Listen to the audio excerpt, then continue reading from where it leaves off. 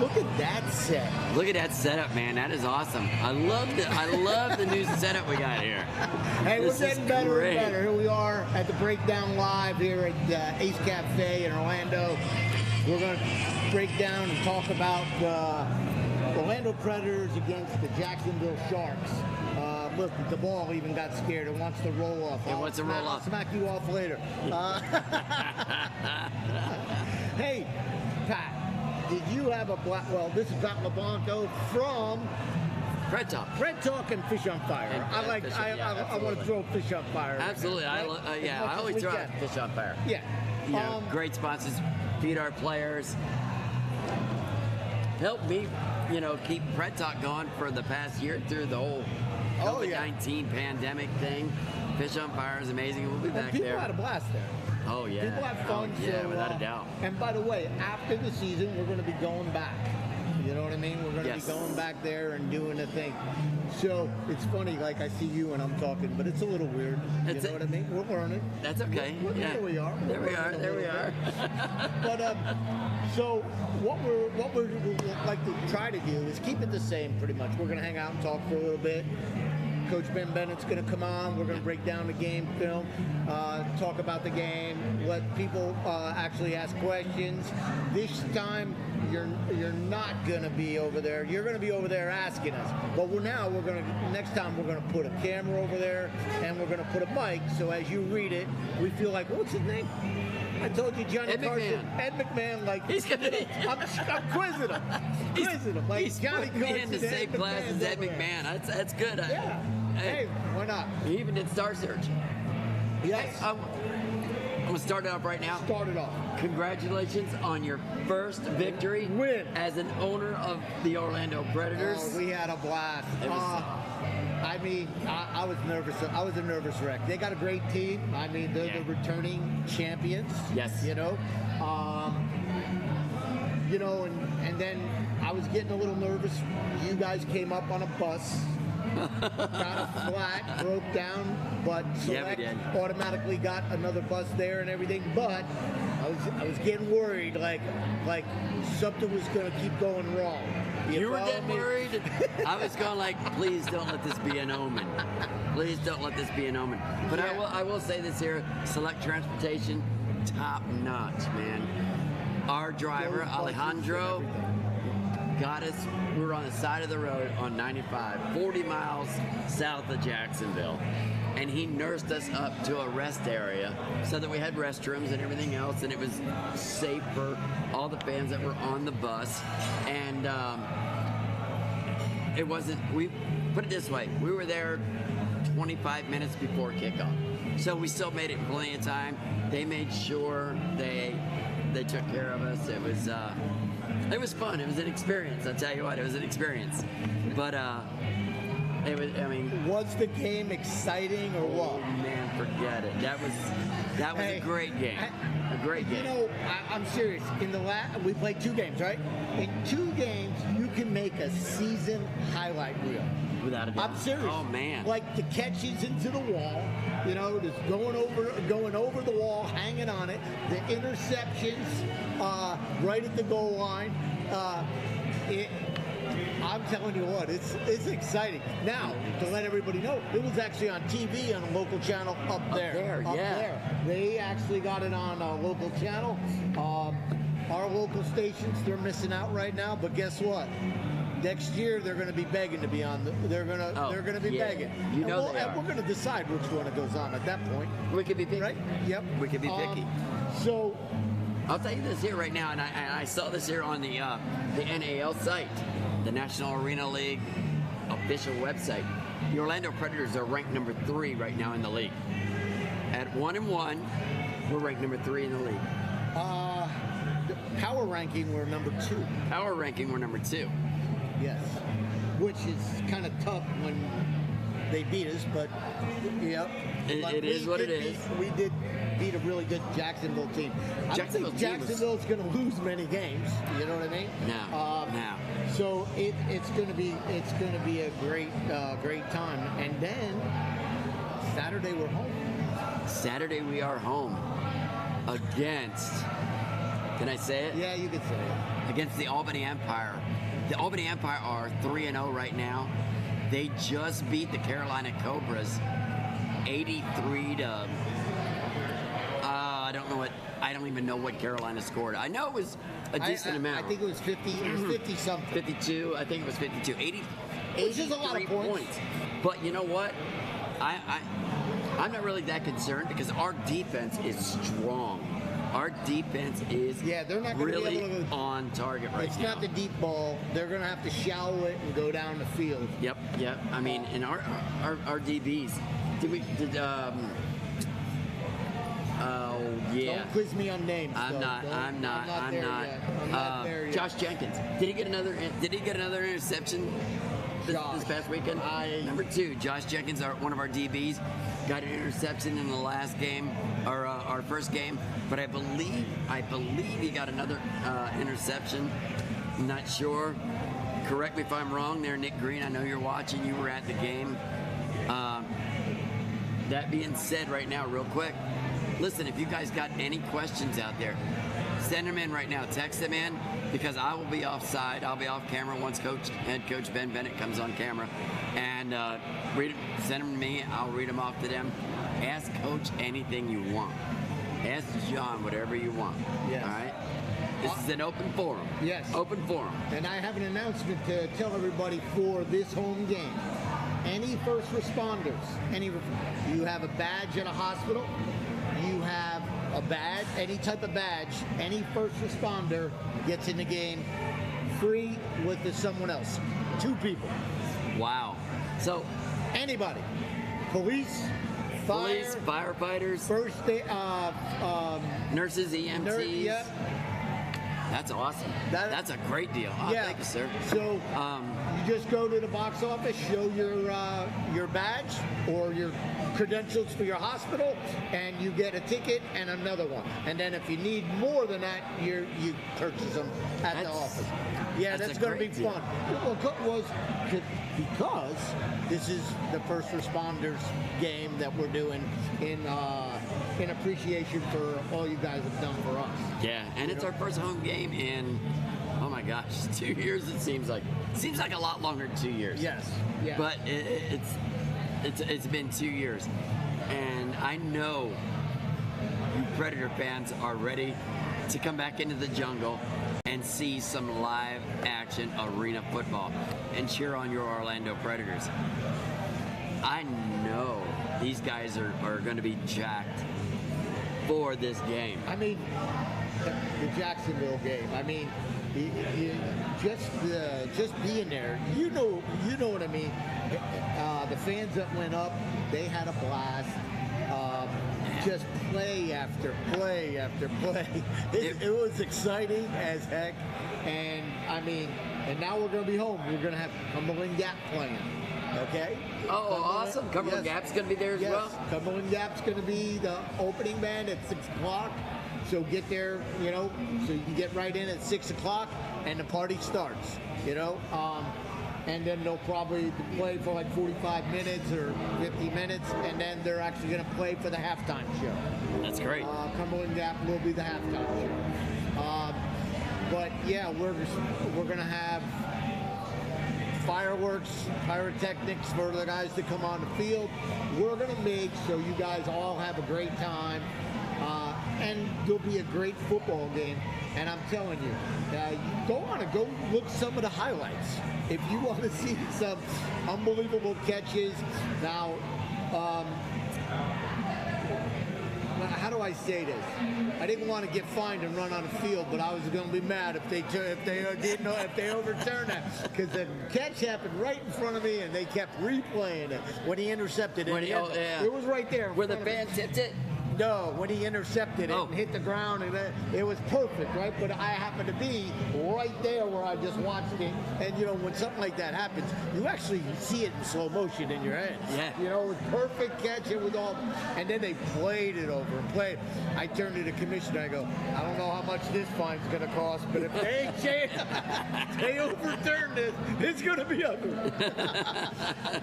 There was another controversial play, too. Where I think we were in end zone, and went out of bounds, and a fan tipped it back in, and they like intercepted it, I believe. Yes.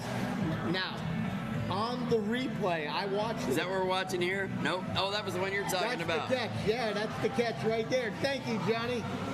Yeah, they showed it over and over. That was a beautiful interception, right? Booyah! That was awesome. Way to go, John. Way to bring it up. Great timing. But, you know, it's funny because they showed the one where it was tipped. You know, where I thought the lady tipped it. But when you see it, I don't know, because I watched the game over again on the thing. Right. It's crystal clear. Somebody to the right, before it ever got to her, whacked it. Yeah, tipped it back in there. It was crystal clear. That's why it was Yeah, 2 rows deep in the back. Yep, and he tipped. And then, but it was a blast. I mean, what didn't happen in the game? I mean, there's interceptions.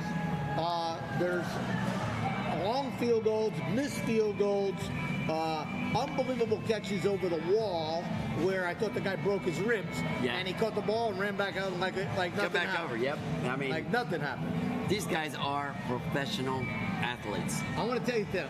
Thank God for the safer barrier. It's like NASCAR. Thank God for the cushions. Thank God for the dasher boards. Because these guys are coming full speed, and you don't really realize the impact unless you're there. Oh, yeah. Because it is boom. I mean, these guys are running full speed, and they hit a wall. I mean, and still catch the ball, or break up a pass.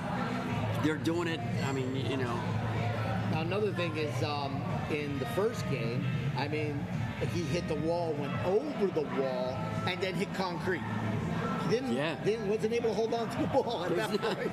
There's not cushion on the other side of that wall. Did not hold on to the ball that game. If you're going down the sidelines, it's fans on the other side of the wall. But in the end zones, in the corner of the end zones, it's concrete. That's concrete on the other side. And these guys aren't like gingerly going across. They're still going 100 miles an hour to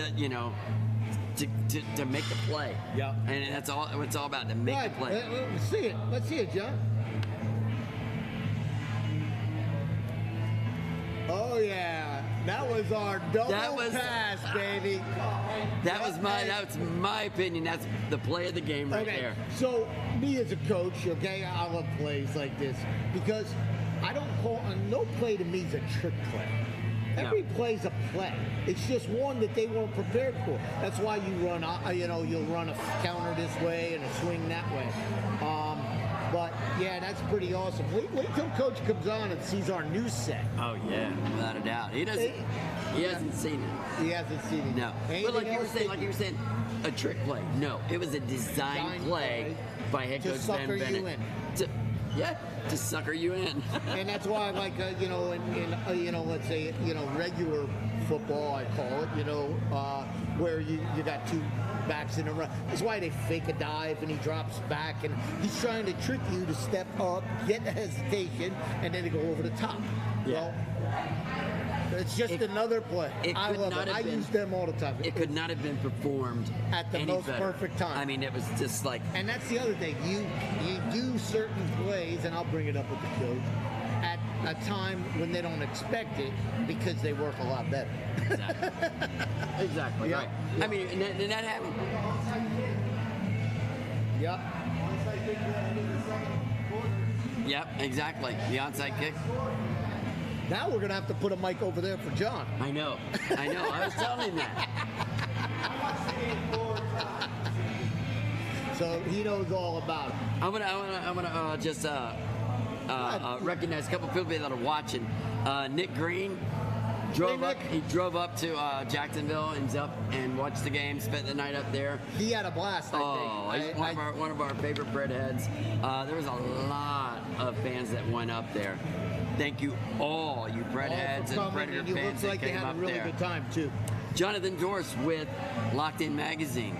You're watching tonight. Jonathan, I know you have questions for head coach Ben Bennett and John Chaney. Text them in there. We'll get them answered for you, all right? I know you had one of your people there and reporting on the game. send in your questions. We'll get your questions answered. All right? Either that or he'll just BS around it. One of the two. All right.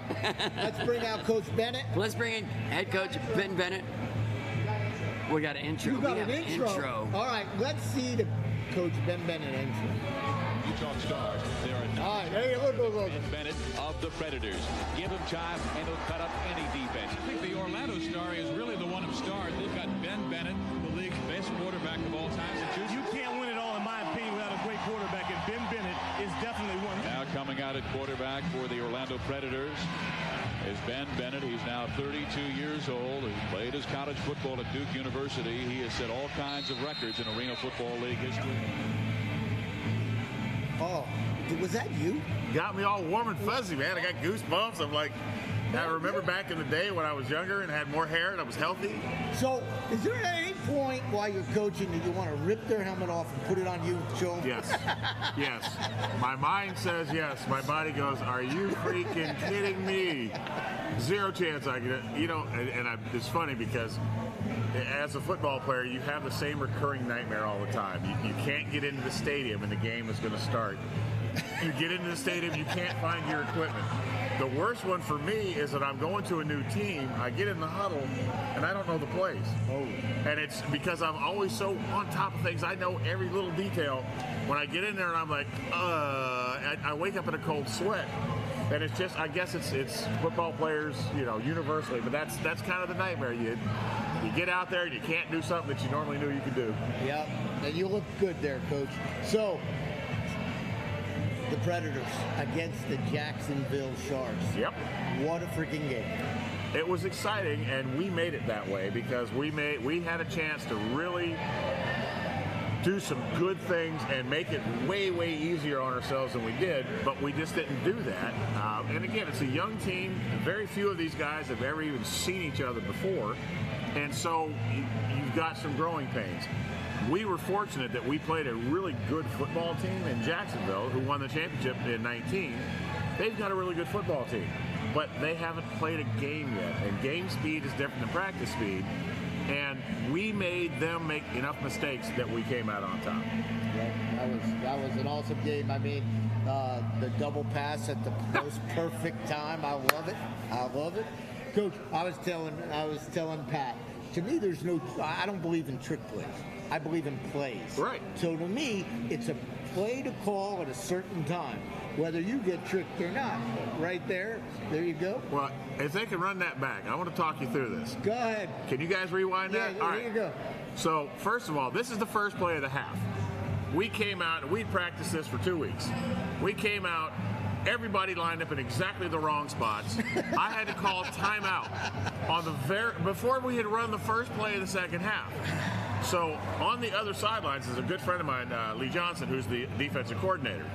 He sees me make adjustments. I got to pull DJ off the bench. We finally get everybody kind of in the right place. And DJ, who's one of the smartest guys I know, instead of coming from the outside in, he goes in high motion and goes inside out and goes to the outside to block a guy. Turns out that worked perfectly, and he shoots down the middle of the field. But watch it when Rob throws it. Rob has gloves on, and it kind of sticks to his glove, and it came out as a duck. But the beauty is the play worked so well that he was wide open. Now, here's the even funnier thing. This is one of the little nuances of the game that I really enjoyed. So Lee and I are good friends, and we're competitors in the whole bit. So we throw the thing, and I'm just leaning on the wall, and I'm kind of giggling. And I glance across the field, and Lee's looking right at me. He goes, shaking his head. He makes that. He goes like this. He goes, good call. And he's kind of giggling as he's walking off the field, because I found out after the game what he was telling his guys: watch out for the fake quick screen. Watch out for them pumping the quick screen, and then the guys going down the field. So he had kind of the right idea. He just had no idea that was coming. And because we messed so much of it up, it worked out perfectly. Perfect time to call. That was awesome. Let's talk about number 15. Which guy's that? Well, number 15 is who? I'm like a DJ Myers. Oh, right? DJ. I think he played. I think he did all right that game. You know, He made a lot of mistakes, but yeah. He came Listen, DJ is, I can't begin to tell you how proud, not just me, but the entire team is of DJ. So DJ's a natural wide receiver. He's a big, tall kid, and he's one of the hardest working guys on the team. So he's running around, and he's getting grabbed and held in the end zone, but he's still making catches for touchdowns. Well, early in the, or middle of the second quarter, we have our starting non-blitzing linebacker hurt his knee, and he's got to come out. So we only have a certain amount of guys, so people from one position have to go play the other. And I said, DJ, I said, you've played it a little bit, so you have more experience than everybody. I said, so go play it. And he was, you see him, his eyes were like this, and he was trying to catch what Coach Stabler, our defensive coordinator, was saying. But whatever he did at full speed. He ended up with, not only did he have 5 touchdown catches. 5 touchdowns. Yep, he had, I think, 7 tackles, a couple of assists, and he had an interception. You know, he just managed to run right into it. His athletic ability allowed him to hook up his hands and get the pick. And the best part about it for me, you love to see a kid do well. Always, especially the good kids. You love to see them all do well, but the good kids, it holds. Yeah. But here's the really cool thing. His mother, and this is the pick right here, he ran right into it. His mother was sitting in the stands right behind our bench, sitting next to my girlfriend, and just losing her mind. That was, and to me, it's kind of a touching thing when your parents get to see you do that, and you say, hey, that's my kid. You know, it's a neat thing, and I'm glad that she was there. I'm glad DJ did what he did. I mean, it's a really neat thing. He's a great kid. Oh, super guy. 5 touchdowns. DJ, great job, and the fans were going crazy. And if they didn't hold him in the end zone, this is the thing that made me the maddest about this kid. The referee crew in this deal, they just made stuff up. I mean, they literally. I know they did. So DJ's running down the middle of the field. He'd go like this, and the DB would just throw his arms around his waist or his shoulder and just hold on to him and turn DJ around. The guy in the back never made a call. Never made a call. It's literally it's as far from this edge of the sign to that edge of the sign, and that edge of the sign goes to the end of my hand, so it's only about 7 feet, and he's right there looking at it and never called it.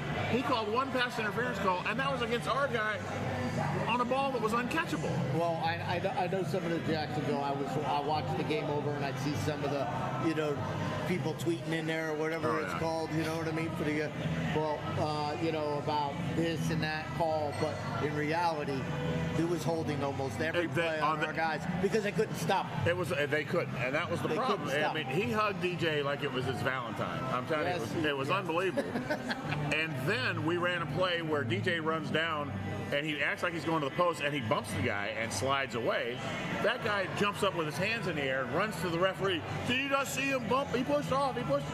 I'm like, really? You can't cry about that when you physically assaulted my wide receiver almost every time he ran. And when he didn't grab him, we scored a touchdown. Well, John, I don't know if you can play it again, but there was an interception in the end zone, and I was telling Pat too. I looked at the commissioner. I go, if they overturn this, I don't know what the fine is going to be, but I got the cash in my pocket. There you go. Well, and because it was crystal clear. That was an unbelievable diving catch in the end zone for an interception. Josh Jenkins is an absolute beast playing the middle DS. What you can't see from that angle, the kid came down and ran a really good route, and this is a very good throw. And Josh, he covered so much ground so quickly, and then to lay out and fully extend and make that catch, and you can see on the replay from the end zone that he has his hands under the ball. I mean, this guy, the fact that he's with us is staggering. With the leagues that are coming out next year, the Spring League, the USFL, the XFL, he ought, at the very least right now, he ought to be in Canada. And so I'm thankful every day we have him. But he'll be somewhere else next year, so enjoy Josh Jenkins while you can. This guy's a great player. And another kid that's just one of those guys you go, you know what a nice kid. I wish the best for you. And I'm very fortunate that I have a whole team full of those guys. That's awesome. So I mean, I was ecstatic. Yeah. I mean, the fans, our bus that came up, and the fans that were there were very supportive, which was awesome. It was on TV up there. One of the stats that I want to bring up that's a little different than the week before that also helped is we actually went 4 for 5 on fourth down this time, which we converted the fourth downs this game. And should have been 5 for 5, but the kid held him in the end zone. They didn't call it. Yep. And that you know, in this league, stopping someone's tough. It is. It's very difficult. You know, you stop a possession and you go down and score twice. That's tough. And we were down. Yeah. We were down, and you know, by 2 touchdowns, and the guys just. Yep, they were ready. And what I tell our guys, and people ask me about this all the time, and that's a heads-up play right there by Mike Carey. That's a huge thing. That was that kid's, Mike Faithful, who unfortunately got hurt a little bit, which I was very sad to see. That was his only incompletion of his first 3 series, and he threw it to us. But he missed the kid, and we grabbed it up. And now, brand new kid that we brought in, B.J. Foy, he gets a fumble in the end zone and runs it. Now, watch at the very end. Watch the guy coming up from the bottom of the screen. That's my defensive coordinator. Yeah. He's like 60 years old. He's about as old as I am. And the ball pops out, and it was a fumble. The kid tried to stick it out and get it over the line, and we picked it up, and he takes off running. And from a wider angle, you can see Coach Stabler has run the length of the field. He's running down. He's running down this sideline, and he's running down, and they meet in the back of the end zone. I got a great picture of it on the phone. It was fantastic. That's DJ again. Again, a clutch play. And he was so excited. And genuinely, everybody that's on the team is excited for the kid. I mean, that tells you a lot about his personality. Well, it's great seeing everybody on the sideline when you come through the wall there. Right. And everybody jumping on each other. I mean, you got to remember, it's 25 guys on a team, you know, and they're just all playing like this. I was telling Pat, I said, you know, in reality, the first 2 games alone, you can take plays like that, and the plays where they're catching the ball over the wall, you can really make a highlight reel for the whole season just in these 2 games. Yeah, this right here, the one they're showing on the screen, which I guess they'll show in a minute, this was the kick return at the end of the game that really kind of made the difference for us.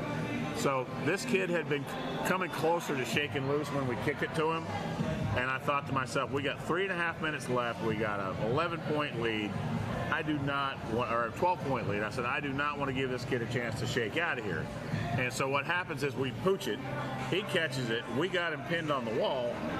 But the problem was our kickoff guys, we had to put somebody in there for one of the injured guys. He lined up on the wrong side of the kicking formation. So he lined up away from this kick. So we really only had one guy coming down here. On that side. On that side. Luckily, he got a hand on the kid while he was on the wall. Right there. Which means he's done. He's done. And they reviewed it over and over, and I'm doing Hail Marys and Our Fathers and the whole bit, and they actually made the right. That was the first time they made the right call all game. Well, it's funny. It's tough to see on that. Oh, too. it is. And Absolutely. you really had to watch. But it's funny. We were next to a cameraman that took some really nice camera shots, and he goes, Coach, he touched him. He had a perfect shot, and he zoomed of his hand on his shirt, and it was like, I was like, shoot a ref. That's it. Well, and I got to tell you, what was kind of interesting is I saw the play, and I saw him break out of there. So immediately I say to myself, all right, let's just rally the troops. They got a touchdown. We still have unless they get a 2-pointer, we still have a 4-point lead, so we're good to go. And as I'm walking over towards my quarterback, I have the red challenge flag in my back pocket. I feel it come zipping out of my pocket, and I was like, and I turned around and looked, and The I'm like, player took it. No. It was one of my assistant coaches who just ran by and snagged it, and he runs over and throws it onto the field. It was Coach Stabler that grabbed it, and he threw it on the field to Higgins, and they were like, oh, challenge me. I was like, because it just caught me off guard, because I'm not used to having a challenge flag in my pocket, but B, who's going to take the challenge flag out of my pocket on my own bench? Well, I talk about this, about coaching, because I told you I've coached. Sometimes when you're coaching, okay, I'm coaching, your tunnel vision. Yeah, You that's get true. to a point you're so focused on the play or the next play, and something happens where somebody next to, like an assistant coach, should say, Yeah. because you see it in the NFL, Sure, you all see the it all time. the time. All the time. Why'd he do that? Well, he's so focused on what he's doing and what his next call was that he doesn't throw the challenge flag. He's not Sure. thinking about it. He's just, you know what I mean? We got to And stop. classic example of that. So I'm coaching back at Duke, and I'm the quarterbacks coach, and my former college tight end is our head coach. And we run a play. It's called a quick, and the kid that we faked the quick to runs down the sidelines. He was wide open. So Coach Franks calls the same play the next time. They run a different defense, but we ended up throwing a touchdown to him. Now we're playing Wake Forest, and at this point we're ahead 18 points. And he's telling the story. He goes, well, I saw the last play, and they did this. And he's talking to people on the sideline, but he's talking to them on the microphone as well. And as he's talking about the play, I'm like, Carl. And finally he just clicks me. He gets tired of hearing me say Carl, and he clicks me off. And I was trying to say to him, the point discrepancy says we should go for 2, but he clicked me off. So he says after we kick the extra point, he goes, what the hell were you bugging me about? And I said, well, I was trying to tell you that the point chart should have went for says we 2. need to go for 2. He goes, oh, we'll do it next time. There was no next time, and Wake Forest scored 2 more touchdowns. If they score that touchdown, the last one, they go ahead. They beat us. They beat us by 1 point. And so, or no, they would have beaten us by 2 points. So, it's one of those things where you're right. You get caught up in the moment, and you're watching this, and you're thinking about that, and what do I do next, or what did I do wrong? That's why you have assistant coaches. Yeah. They're watching. They're seeing the whole game at Sure. that point. If it's not the offensive or defensive coordinator, it's the other guy, and he says even timeouts. Yeah. Like in the NFL and other things. You got why didn't you take that timeout? Like it would have, and you're just focused on the play. And I'm very, very fortunate that I've got, if not the best staff in the league, I've got one of the top 2, because these guys are good. Roy Stabler, my defensive coordinator, he played for me for 2 years down in Fort Myers. In the year we won the championship, E.J. Burt is probably one of the best two-way guys that's ever played in our league. Still holds a record in the AF2, 27.5 sacks in 1 season. And that was when he was playing both ways. Jeff Higgins has played the game. Jeff Higgins is the head coach at Toho Pico Liga High School. He's so detail-oriented. Marcus Manuel has been around football a long time, and he's always, Coach, you got this, and he's very positive. So the coaching staff that I have is not only experienced, they're also very knowledgeable, and we communicate well, which I really, really enjoy. How's the Porta folks work? Fantastic. They were helped out a little bit? I got to the point where I could call Roy, because I couldn't get out of the gate. They had this stupid little pin. Oh, the pin. I couldn't get out of the gate. So I wasn't actually on the headset. I told the assistant coach, I said, tell Roy we want to throw the challenge flag. So Roy turns and looks at the bench, and it's like a relay. I whiz one to him, he runs over, grabs it, he throws it in front of the ref. Now, again, not that the referees are completely at fault with this, but it's a little bit of home cooking. So we challenge a play where the kid reaches out the ball, our guy comes in and takes it and rolls over with it. So it's a fumble. We challenge the call to see if it's a turnover. Well, guess what? We don't have a camera angle that shows video. it. Yeah, so ironically, 150 cameras in the whole place, and there's no video. On TV. Yeah. There is no But the ball. beauty to that whole thing, there is some poetic justice. If we'd have used up that challenge, we'd have lost. We wouldn't have been able to challenge the kick at the end. So yes, that's what you get, Jacksonville. Yep, trying to pull one on us. But all right, Coach, that was awesome. But I'm going to bring up a sore subject: holder or punter? Holder or place holder kicker? or place kicker? What? Yeah, it's the old debate, the chicken or the egg. We've got a guy that a kicker he's an anomaly. He's a 43-year-old warrior from Mexico who's out there kicking for us, and he does a really good job most of the time. But you can look at the film from the end zone and you can say, okay, the holder didn't really pull it towards him a little bit. Maybe he was a little far forward. But on the side of one. But it's like Ace Ventura. Laces out, Marino. Dan Marino's never hold an extra point in his life. But that's the age-old thing, because the kicker doesn't want to get the ire of the coach, and the holder certainly doesn't want to do it. So they end up doing this. So, okay, well, he didn't do this, and he didn't kick. I think it was both. Well, and I don't care who it was. If it happens again, I'm going to run them both over in my car, and that'll end that problem. But the thing is, those are the little things that can end up costing you, because we had 52-41. If they score on that kick, they get a 2-point conversion. Now a field goal ties it, sends it to overtime. Whereas if we make any of the 4 extra points that we missed, it's never a question. Absolutely. I mean, it adds up, especially when, if a game is 21-7, yeah, but Right. when you're scoring high numbers, Every point counts. Everyone 7 counts. touchdowns, 7 extra points is another touchdown. Well, and that's when Columbus played the team we're getting ready to play in Albany. They played him at the beginning of the season in the opening game, and their kicker missed, don't quote me on, but I think that he missed 3 extra points and 2 field goals. And he didn't go through the uprights once on the kickoff. So, 2 field goals is 6 points, 3 extra points, that's 9 points, and they lost 65-60. So those really come in handy. Needless to say, that dude is he's back driving a cab. But so Jorge, are you listening? Yeah, listening. Come on. Unless you want to drive a cab in Mexico City. The yellow.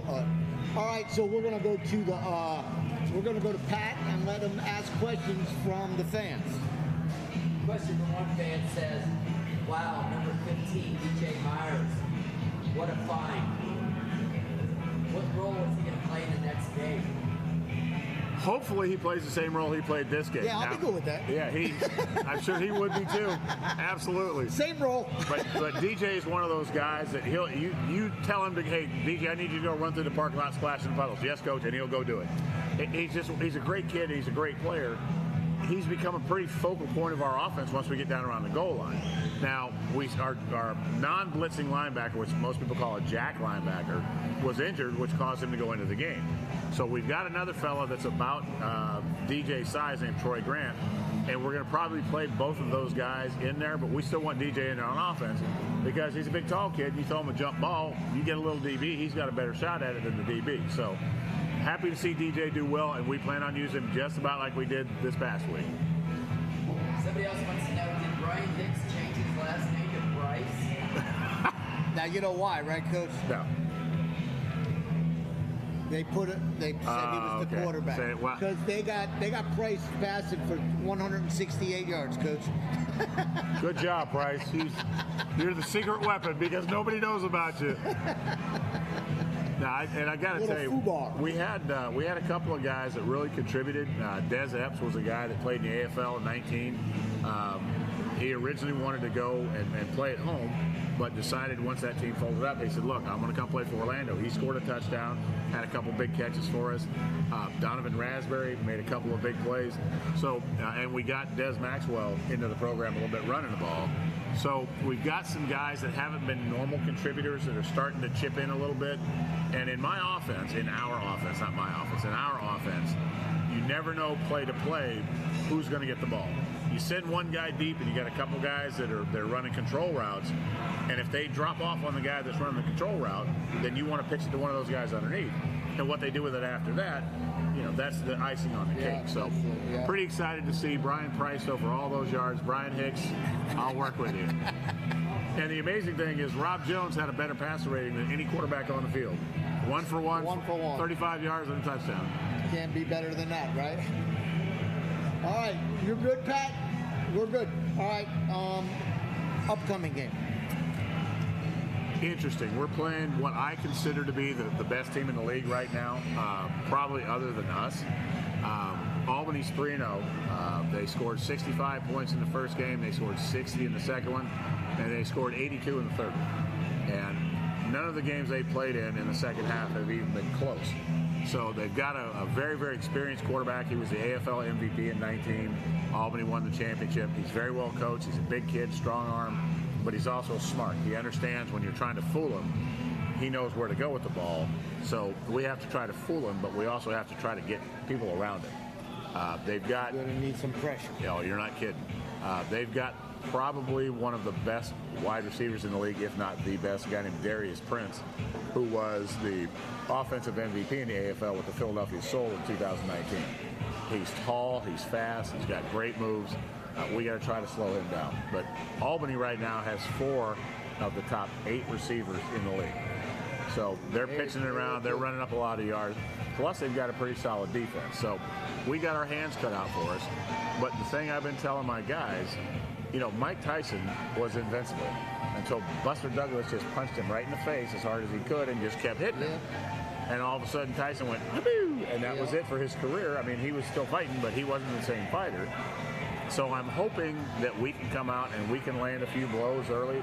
If we can stay close with them, I don't think they're not really accustomed to playing in tight games yet. So I'm hoping that's one of the things we can do. Injuries are a little concern to me right now, but everybody's got some bumps and bruises. Everybody's going to work through them, right? Everybody's got to work through. Well, we lost our non-blitzing linebackers, Brian Price, who's credited with 168 yards passing. Maybe that's why they did it. From the linebacker spot. He hurt his knee a little bit, but we had one pretty severe injury that's going to kind of debilitate the team that makes me nervous. That's me. Oh. I got smashed before the game by one of my own guys. We came around, I'm looking at the DBs and we're running plays. I'm trying to tell them where to go, and they snapped the ball. One of those guys came around, his leg whipped me in the side of the knee, and I felt like I got shot by sniper fire. I was like, you gotta be kidding me. I'm not even in the game. You ain't kidding. It's hard getting old as it is. But I had reconstructive surgery on it back in August. All of a sudden, luckily I didn't get kicked in the knee. I got a bone bruise on the little thing right below the knee. But man, I'm old, beat up anyhow. Take that kind of shot before the game. And for some reason, I don't get why the wall was so high to get out of the. Yeah, it's for you to get in and out of the field on that field. Yeah, you got to step up 2 full steps, and then you got to step down without the 2 full steps. Yeah. It's like watch that first step. It's a doozy. That was it. Well, we're going to have a great time. We got Cumberland Gap, a band playing before the game. They're going to actually play the halftime show. First responders, we're going to have a tribute to them, I guess. And actually, all first responders are allowed to get in the game free to show their badge. So can't wait for the game. You're going to run a commercial first, Young. Let's go to a commercial real quick, and then we're going to come back and say goodbye. You got it? Yeah.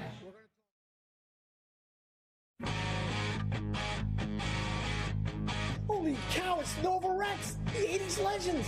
I want the keto. I want the double Diablo. Cheddar bacon. I'll take a double cheeseburger with extra cheese. To go!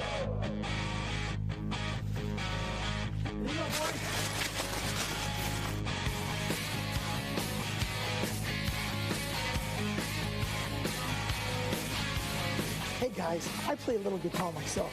How about me joining the band? Show us what you got, man.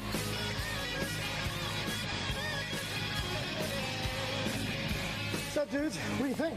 Yeah, man, it's pretty good, but you need more hair. But the Mooyah burgers were great.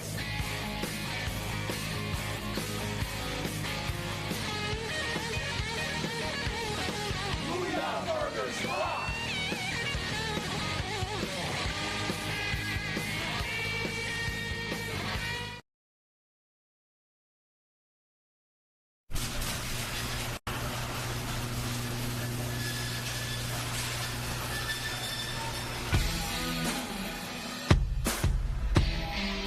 As a NASCAR Hall of Fame driver, I appreciate the best engineering, the best design, the best experience. That's why I ride a Harley, and that's why I wear a hog watch. Simple to install, the hog watch actually is my key fob. With style and precision, the hog watch lets me get on and ride.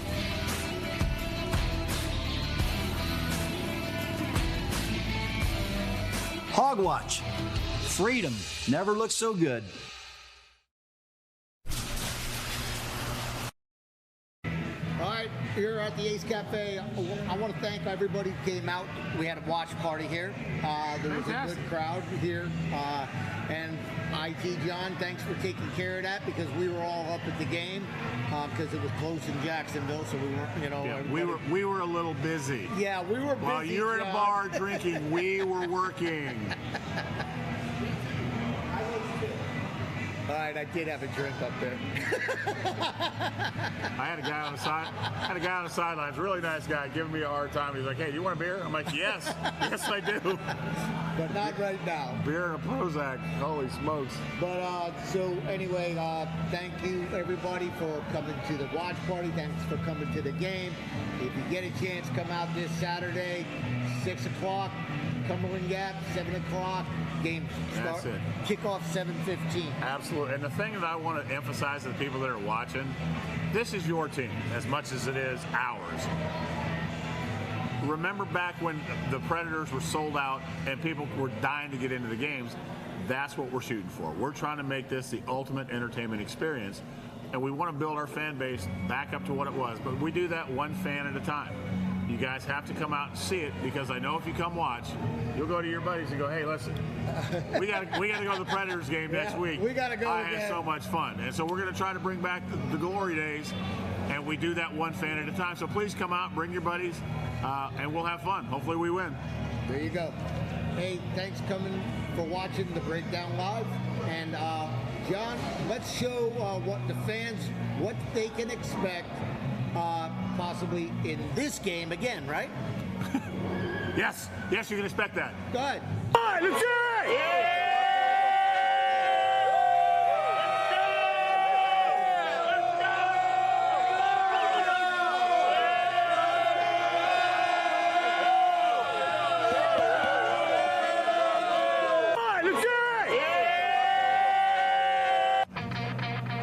That's all right. I'm drinking.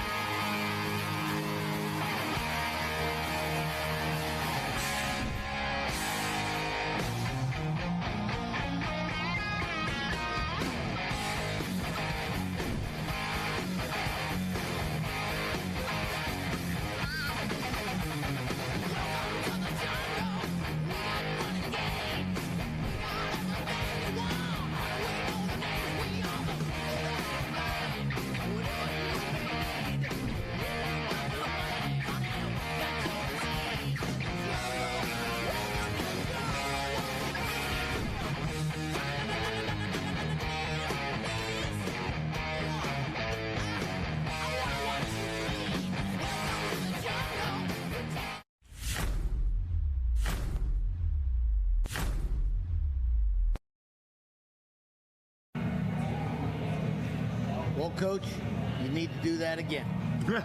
That's the plan.